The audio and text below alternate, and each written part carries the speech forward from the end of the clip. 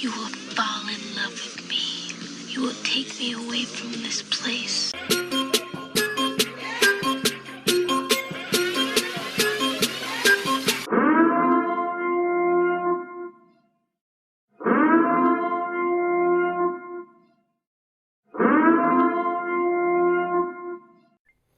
Full disclosure, news and commentary number 127, 127, 127, 127, 127. Put on my shiny Buddha, on my dope Alpha Flight shirt. So going through boxes, looking for various things, old video game systems and the like, for a project I have thought of.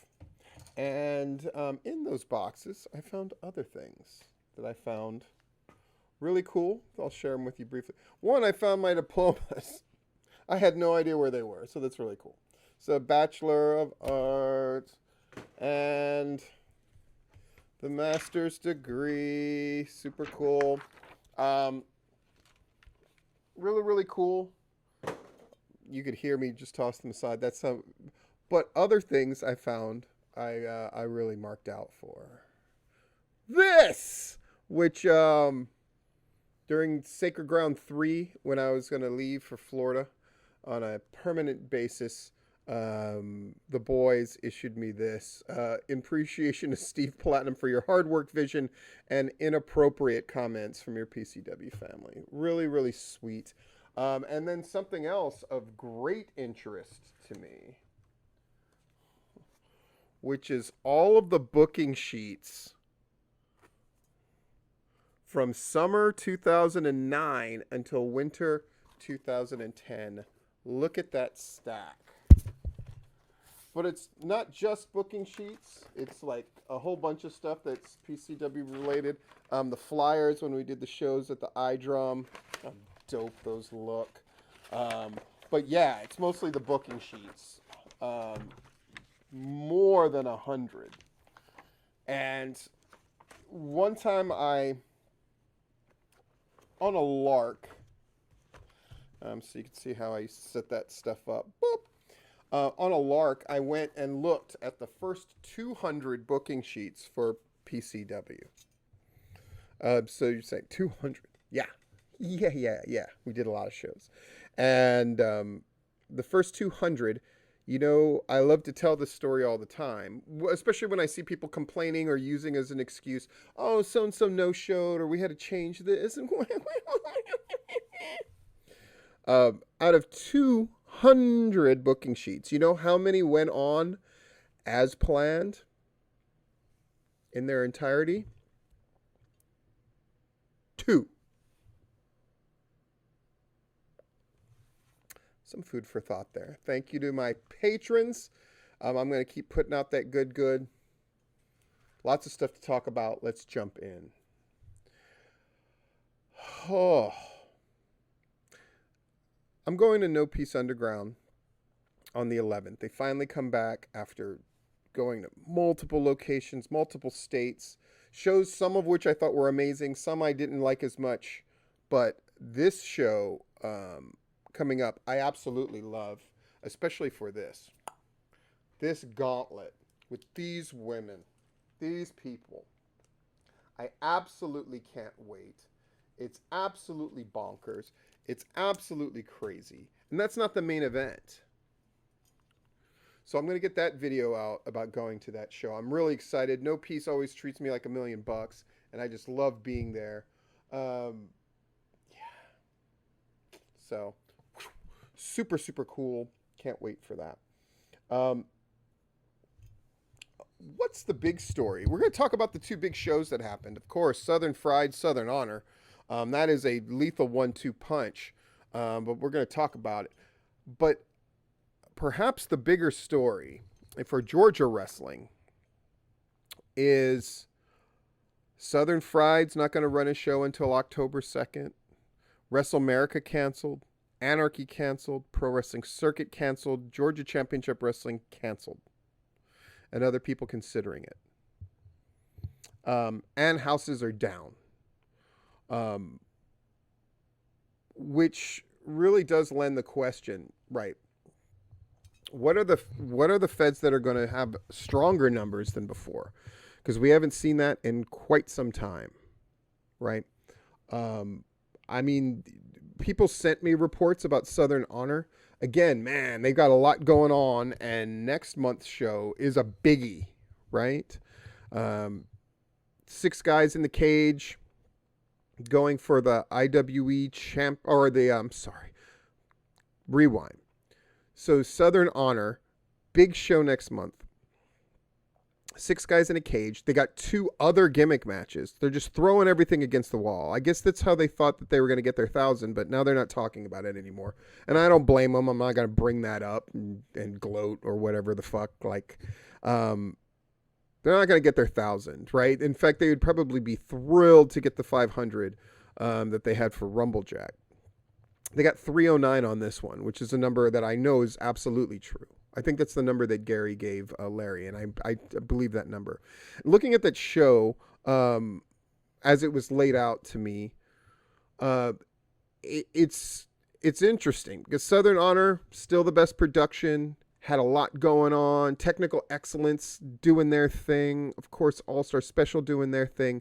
They got a lot of things going on. They're going for crazy heat, grabbing dudes, special needs kids, and putting them through tables and doing all of this kind of stuff. But something I thought was really noteworthy, and it's one of the people who were told me what happened on the show that pointed this out, so all credit due to them. But I think I agree with it, which is when they changed their title last time to David Ali, who's had a phenomenal reign, no doubt about that. But they kind of gave it to him on a lark, and in fact didn't even let him know he was going to win it until the last moment in the ring. Which I still think is incredibly bizarre. But it's because they didn't have anybody built up that was the natural person to take over. And now they're having another 6-person scramble kind of match. This time, 2 rings and a cage and all that stuff. But it's still like, it feels like nobody is like the natural choice to take the mantle. And do I think that that's a problem? I think so. Like, it's great that they're booking heat. But it is odd that there's nobody that has captured the imagination enough that they would be the far and away the choice for that big fight feel to take the title. But that's just my opinion. That's how Southern Honor's doing their thing. It's cool. Southern Fried, of course, blew off their big feud. David Manders, who got a thunderous reception.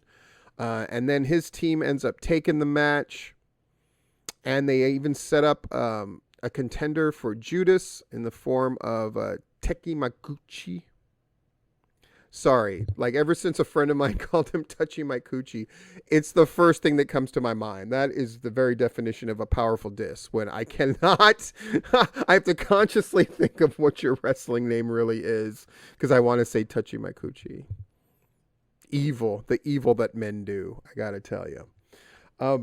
When we're looking at Southern Honor and Southern Fried, who drew basically the same. Now, Southern Honor, it was their go-home show for their big, 3rd anniversary show.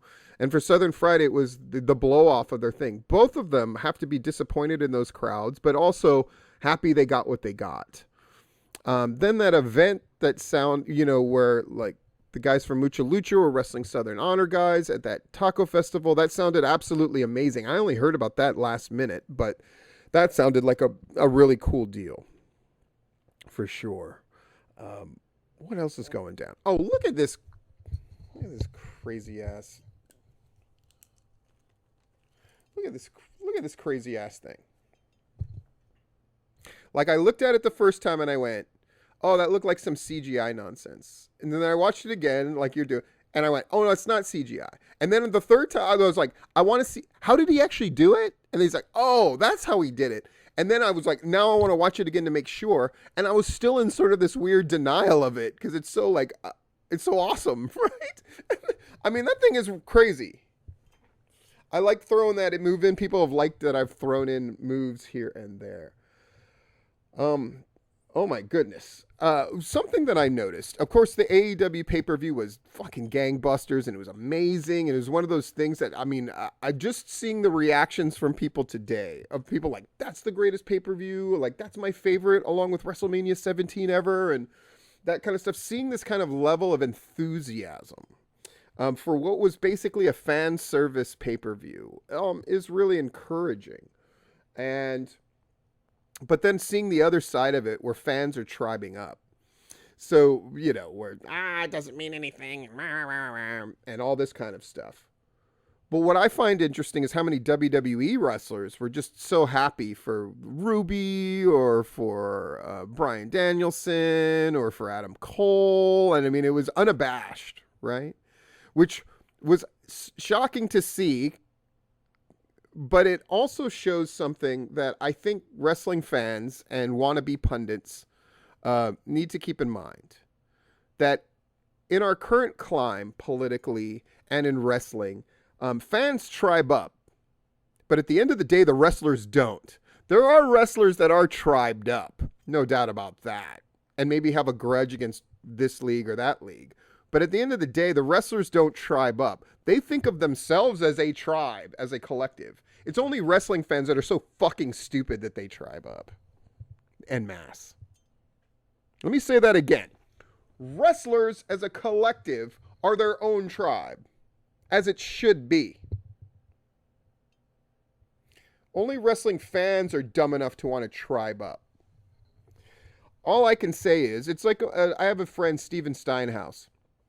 Big Chicago guy, freaking great. Got my master's degree with him. He's currently in England. He's the principal of a school there, running shit. And he said something to me that was so fucking true. And it was in relation to like sports fans or people in general and how they tribe up. And he's like, and I mean, he's a Chicago guy, right? If you're a Chicago guy, you're either a Cubs fan, you're a White Sox fan, right? Like, that's how that works. But he said it best. Like, when it came to, he goes, I'm just never going to be the guy who wishes for the failure of anything that doesn't absolutely deserve it.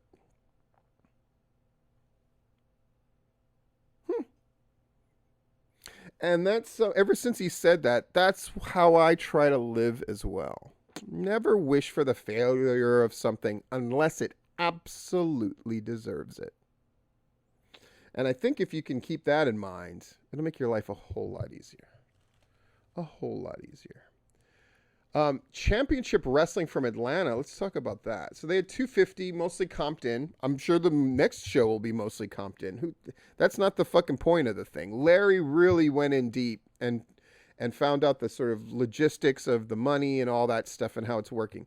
And the plan, I will say, does seem very sound financially. If they can just get people to watch this motherfucking show, which I was looking forward to, but I can't find Championship Wrestling for Hollywood on my freaking cable anymore. I used to have it. I used to watch it. But if it's true that this Atlanta show is going to replace it, God, I hope it pops up soon. I will take a look and let you know. I'll take a look after I get done with this, actually. Jonathan Gresham going in there. I have Jonathan Gresham stories. I'll tell them on Patreon. Jonathan Gresham filling in and wrestling Chris Dickinson. Of course, it was the best match by miles, and they got the time to really show their stuff, right? Gresham also held a seminar, I believe.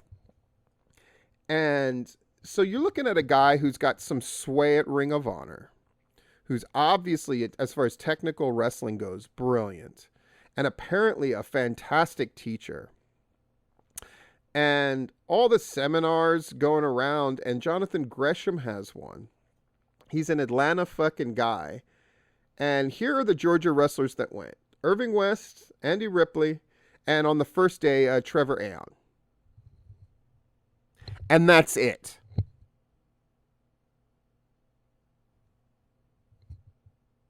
Okay.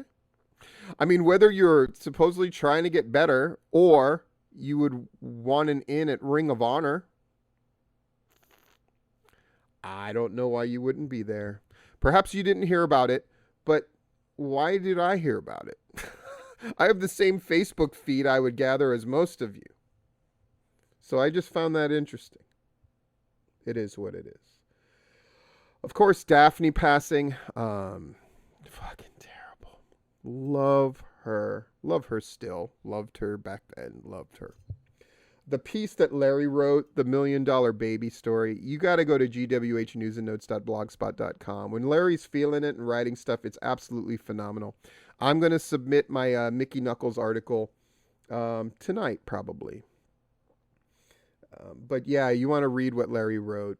And we've had a series of really good tipping points. And we're lining up one for not tomorrow. We're actually finally going to take a week off. But then the following Tuesday after that, I believe we're going to have somebody from the Rampage Reunion show, or a couple people from the Rampage Reunion show. That shit's going to be crazy. It's going to be awesome. And Steve Lawler also passing. I booked Steve and Terry together when Steve was on his retirement leg. I'm glad he got to come in and wrestle for PCW at least one time. So. And I also have other Steve Lawler stories of him trying to hook up with the Brawl show that I used to do at Dad's Garage, which is really funny. It's something that you think Steve Lawler would not want to do, but he has to do it, which I found really interesting. Cool. Commentary. Let's jump into it. No, before we do that, no, fuck it. I'm just going to riff and I'm going to talk about that AEW pay-per-view. What does it mean? Do I see it as the kind of historical, life-changing? I mean, I saw people saying stuff like this. There hasn't been anything in wrestling this big since Eric Bischoff asked for 2 hours on Monday night. Or since, Hall and Nash stepped over the barrier. Like that kind of stuff. Is it that big? I'll just be completely honest. Time will tell. But the fact that it's in the discussion is exciting. The fact that the crowd was that into what they're doing is exciting. The fact that most of the stories you see about the WWE, while many of them are misinformed and bogus, it just goes to show the prevailing attitude out there, which is just to assume the worst about the WWE. And some people would claim, well, that's because they're on top of... It has not always been this way. I think AEW has done something. It is the unintended consequences. Of course, they're trying to be a viable wrestling promotion. And they took over half of the wrestling news cycle as soon as they were born. So that all has happened. But I think a number of sort of prevailing attitudes about the WWE, which have been exacerbated by their own actions and choices, are making it that people are kind of realizing it just seems like a way more joyful product. And, I saw that that meme that I put as the thumbnail and I laughed because it does feel very true. Right. And the counter to AEW is joyful and they're clearly growing seems to be from the Insufferable Pricks of the world, of which there are many. I have so many Insufferable Pricks on my timeline. People I went to school with, and that don't even post about wrestling, but just are insufferable, miserable pricks. And then the people I know in wrestling, the ones that are just insufferable, miserable pricks, post about politics all the time, as well as give their stupid opinions about wrestling that are wrong most of the time. I gotta say, if you're somebody who just seems devoid of joy or really wanting there to be joy, or can only experience joy if you're getting directly rewarded all of the time. My fucking God. This thing about being an insufferable prick and a miserable prick, I think it's going the way of the dodo. And it's getting weeded out in wrestling too. a couple of notable people in the Georgia scene who wear this mask as well of being this really good person. And their plan is to kind of keep it positive and keep their head down as far as stuff goes, but then work towards undermining things through vague posts and in other means. All that stuff's going to come out. It's what wrestling does. Those things just tend to come out in the long term, right? And these old wrestling people, these people who are considered veterans, who are names, who will not do the right thing. I won't get more specific than that, but they will not do the right thing. And they're fucking over the promotions that are giving them money. And they're fucking over the talent that they should be putting over. I ruffled a great deal of feathers at PCW. And people knew, if you were a name that came into PCW, if there was any way I was going to do it, there was a very good chance you were going to fucking lose. And people would get mad about that. I remember Jimmy Rave posting like, you don't always have to have the fucking names that come in for you fucking job to get things over. Of course you don't. But it sure as fuck helps. So yeah. If you look at like the 7 names that came in for fucking Sacred Ground, the first one. For the most part, they lost. And I had to go head up with fucking Awesome Kong. She didn't want a fucking job. Fuck you, you're jobbing. Because my people were going to keep wrestling. They were going to stay in that town. And I saw no problem with that. Adam Pearce, every time he worked for me, he fucking lost. When he was NWA champion. He wouldn't lose the title. Couldn't do that. But he would fucking lose. Because he knew. You're bringing me here to fucking put guys over. Yeah. He got it.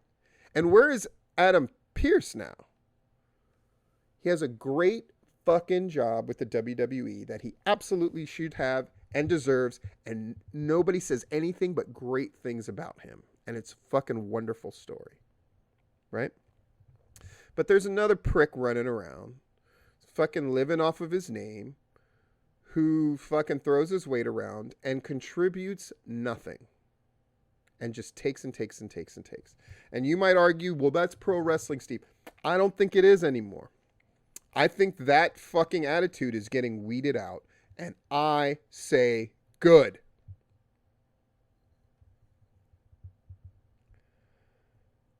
Here's something that I find really interesting. And we're already in the commentary portion, so just know that happened.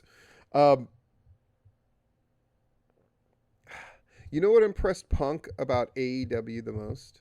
Was when Brody Lee died. Punk was impressed because AEW brass and a number of the wrestlers, his friends, knew what was wrong, but they kept the secret. And Punk said he couldn't believe they kept the secret. I've been watching all of these freaking interviews and these after press conferences and shit because I find it fascinating, right? AEW, whatever you feel about WWE or however you want to fuck it, dude, there is no arguing. They've got the pepper and they've got the zeitgeist right now. Whether that lasts or not, that's a different fucking question. But anybody who wants to deny that AEW has the pepper right now, I don't know what the fuck you're watching. When I see Rob Rod say something like, I guess I should watch the pay-per-view, I go like, you fucking right about fucking wrestling where a whole bunch of Georgia wrestlers get employment and get paid by AEW and you don't fucking watch the shit? How are you ever going to fucking take over for Larry? And you don't fucking like pro wrestling enough to watch AEW when it's fucking hot right now. I don't know what the fuck people are doing or talking about. And when Nick and Myron say shit like, I just don't get AEW, so I don't watch it. What the fuck? Like, what the fuck? If I can choke down Raw every fucking week, then people who claim to love wrestling and want to know about wrestling and have some kind of position where they talk about wrestling sure better fucking watch AEW or at least know what the fuck is going on. That's neither here nor there. That's whatever. That's, again, I can't control what other people do, right? So go do you. But it certainly seems fucking stupid. How many Georgia wrestling people have made their way into AEW and wrestled for Dark or Elevation or even gotten on Dynamite? It behooves you, as someone who gives a fuck about wrestling, to check out what AEW is doing, because the people I see talk negatively usually don't know what the fuck they're talking about. Or they're talking about shit that existed 6 months ago, but this shit is moving quick. And why wouldn't you want to fucking witness the joyful surge of AEW and the positive things that it's doing for wrestling in general, and the positive fucking jobs it's giving to any number of people that you know? Shocking to me. But again, that's on you. So what impressed CM Punk was that they cared enough and respected Brody Lee enough to keep a secret, because he asked for it to be private, so they made it private. And in the wrestling business, keeping a secret is like, what? Bryan Danielson loved the tribute show because it was a true memorial and joyful and a celebration.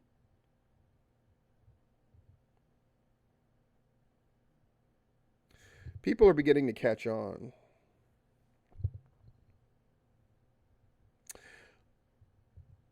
There's been, because of COVID and social media interaction and all this stuff, there's been always this call of like, be kindler and be gentler. And I get it. And I think that that is true. But I'm going to add something to that. Be kindler, be gentler. Yes. Be more understanding. Most of the insufferable pricks I know, and the miserable pricks I know, or the insufferable miserable pricks I know online, whether they're wrestling people or not, they share one thing in common, which is they never dig too deep to try to gain an understanding of why something happened. They just make assumptions and then go, which is the very hallmark of ignorance. And they're also the very first people that would say, I am the most informed, I have knowledge, and other people are stupid. Everybody else is dumb but me, is sort of their general take on the world. And the opposite, unfortunately, tends to be true. But I would say, to add to be kindler and be gentler, is you have to mean that shit. That's the part that's going to get a lot of people fucked up and in trouble soon. What do I mean? There's a lot of people who clutch a cross, don't they? Oh, they clutch a cross. But they are lying, backstabbing pieces of shit. And there's lots of people who wear this mask of being this sort of gentle support system for people. And aren't we just good guys? They're pieces of shit too. The great thing is, at the end of the day, all those things tend to come to light. So what I'm telling you is, and I get that depression's a real thing, very serious thing. I mean, if Daphne's thing highlighted nothing else, it's that there are serious consequences that are taking people to the fucking grave. But more than that, making people's lives difficult, miserable. And you got to be conscious of that, of course. But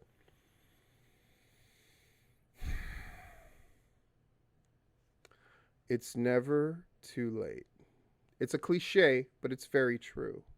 It's not easy. It's not easy. The way our brains work, of course, it's designed to keep us alive, but it also comes with some negative parts. And that is, when you make these grooves in your brain, they're very hard to get out of. If you have a way that you think politically, you tend to see the whole world through that lens, and all of a sudden modifying what you think based on new information is near impossible. This has been shown in study after study after study. But I'm telling you, as somebody who's forced to constantly change, And I have a responsibility to a couple people, my kids, who I've got to make sure that they are more flexible of mind and staunch of heart than I was or even am. And part of that is providing an example, constantly changing. But there is a part of me that does love a fight. There is a part of me that actually doesn't mind being so intensely disliked. That is a problem, isn't it? Maybe. Certainly I've had to face when you're the guy that's just going to fucking talk it and confront as much as I do, that there's a group of people that can't wait to take you down. And this is not people's usual mythological, like, I have haters. This is shit that really happens to me. But you'll notice two things. One, still here. And two,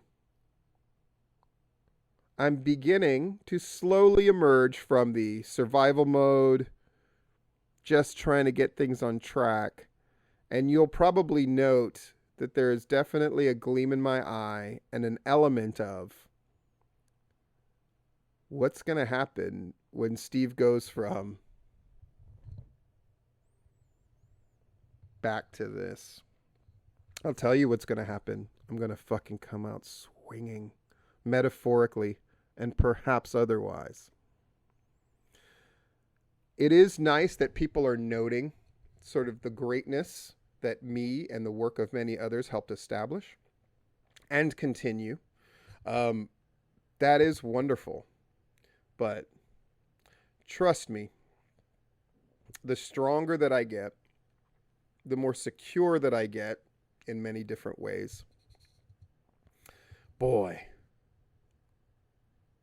it's tough for me because I do believe in joy. I'm a very jovial person. Believe it or not, I'm a complete optimist, which is why I would be involved in wrestling in the first place. Not for what it can give me, but because I really love the shit. And that AEW pay-per-view made me feel great in the sense that, like, I'm glad that I fucking see all this coming. And I'm glad that I fucking seen the development of everything since the beginning. It's so joyful. But there's the part of me that gets a genuine joy out of getting revenge.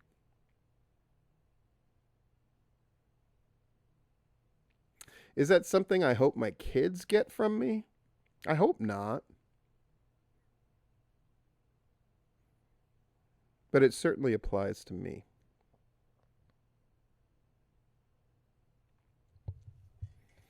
In any case, live authentically, especially in a fake-ass business like pro wrestling. We're seeing good things happen to good people and great people on every level, and people are rejoicing in that, and people are reveling in that. It can be that way at the independent wrestling level as well. To be genuinely happy for your peers and a genuinely decent person. And so what step can you take? Who can you help elevate without thought of self-aggrandizement? Who could you say sorry to and mean it?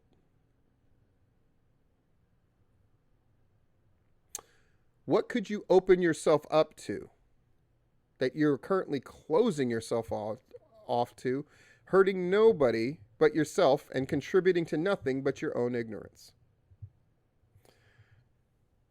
Start trying to reform a different groove in your brain, and you'll see how the world changes for the better. This has been Full Disclosure.